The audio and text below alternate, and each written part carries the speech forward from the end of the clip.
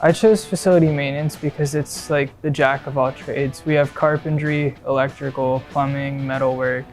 I chose facility maintenance because you do a variety of different things, so you can't get bored of one thing. You're doing something new every day. If it's in a building, we work with it. My favorite thing in facility maintenance has been electrical. It's like doing a big puzzle over and over again with different pieces, adding on and subtracting every time. I'm not too sure what I'm going to do after I graduate, but I've learned so much information while I've been here that I can really go out and do anything. There's a lot of industries and a lot of businesses, and in facility maintenance, we keep those businesses running. My name is Emma Maley. I graduated from the facility maintenance program at the Erie County Tech School.